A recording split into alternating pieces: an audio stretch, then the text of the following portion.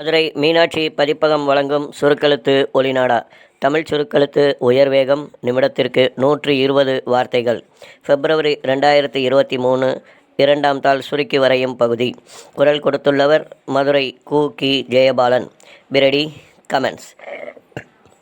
சட்டமன்ற பேரவையில் வரவு செலவு திட்ட பொது விவாதத்திற்கு பதிலளித்து மாண்புமிகு நிதியமைச்சர் அவர்கள் ஆற்றிய உரை வருமாறு.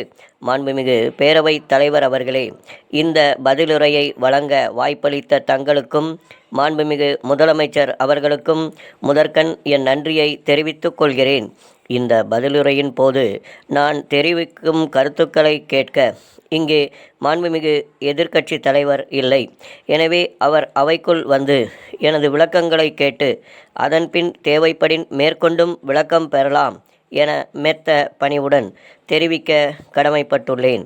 எனவே அவை நடவடிக்கைகளில் கலந்து கொள்ளுமாறு அவரை கேட்டுக்கொள்கின்றேன். மாண்புமிகு எதிர்க்கட்சி தலைவர் அவர்கள் அரசு அமைத்துள்ள பொருளாதார நிபுணர் குழு குறித்து நேற்று குறைபட்டு கொண்டார். இதற்கு நான் இந்த நேரத்தில் பதிலளிக்க கடமைப்பட்டுள்ளேன். இந்த அரசை பொறுத்தவரை திறந்த மனதுடன் இயன்றளவு அனைத்து தரப்பில் இருந்தும் ஆக்கப்பூர்வமான ஆலோசனைகளை பெற விரும்புகிறது. எனவே அந்த குழுவின் உறுப்பினர்கள் வெவ்வேறு கொள்கை உடையவர்களாக இருந்தாலும் அவர்கள் அனைவரும் தமிழ்நாட்டின் நலனை முன்னிலைப்படுத்தி இணைந்து செயல்படுவார்கள் என்று நான் இந்த நேரத்தில் சுட்டிக்காட்ட விரும்புகிறேன். அடுத்தபடியாக எதிர்க்கட்சி தலைவர் அவர்கள் பேசுகையில் தங்களது ஆட்சி காலத்தில் எல்லாவற்றையும் இலவசமாக கொடுத்ததாக பெருமையாக குறிப்பிட்டார்கள். அவருக்கு ஒன்றை மாத்திரம் நான் நினைவுபடுத்த விரும்புகிறேன். எல்லோருக்கும் எல்லாவற்றையும் என்றைக்குமே இலவசமாக வழங்க முடியாது. அப்படி செய்தால் அரசு திவால் ஆகிவிடும். ஆகவே சமூக பொருளாதார நீதிக்கு ஏற்ப தேவையானதை வழங்குவதே சிறந்த நிர்வாகம் என்பதை நினைவுபடுத்த விரும்புகிறேன். எனவே இந்த தத்துவத்தை அடிப்படையாக கொண்டு மக்கள் நலனை மட்டுமே மனதில் வைத்து இந்த அரசு செயல்பட்டு வருகிறது. விவாதத்தில் பேசிய உறுப்பினர்கள் மாநில அரசின் உரிமைகள் கடந்த 10 வருடங்களாக படிப்படியாக குறைக்கப்பட்டுள்ளதை சுட்டிக்காட்டினார்கள்.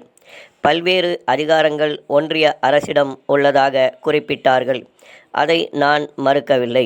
எனினும் முதற்கட்டமாக மாநில அரசின் சக்திக்கு உட்பட்டு செலவை குறைக்க நிர்வாக சீர்திருத்தங்கள் செய்து நிலைமையை முன்னேற்ற வேண்டும் என்பதே எனது வேண்டுகோள். இதை மாமன்ற உறுப்பினர்கள் அனைவரும் புரிந்து கொள்வார்கள் என நம்புகிறேன். எனவே அரசு அறிவித்துள்ள செலவு குறைப்பு நடவடிக்கைகளுக்கு மாண்புமிகு உறுப்பினர்கள் ஆதரவு அளிக்குமாறு கேட்டுக்கொள்ள விரும்புகிறேன். அடுத்து பெட்ரோல் விலை குறித்து ஒன்றை குறிப்பிட விரும்புகிறேன். அடிப்படை விலை மற்றும் மத்திய மாநில வரிகள் என அனைத்தும் சேர்த்து பெட்ரோல் விலை உயர்ந்து கொண்டே போனது. இது மக்கள் அரசு.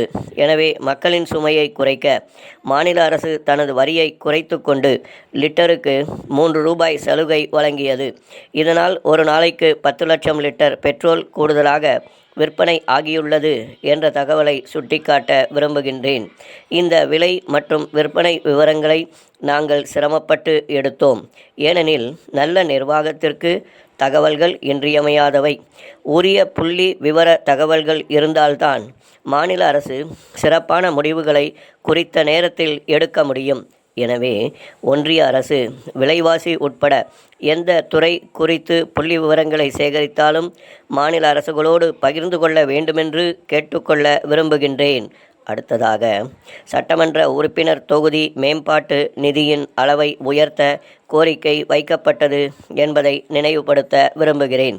இதில் தேவைப்படும் சீர்திருத்தங்கள் குறித்து மாண்புமிகு முதலமைச்சர் அவர்களோடு கலந்து பேசி ஒரு நல்ல முடிவு அறிவிக்கப்படும் என்று இந்த நேரத்தில் உறுதி கூற விரும்புகின்றேன்.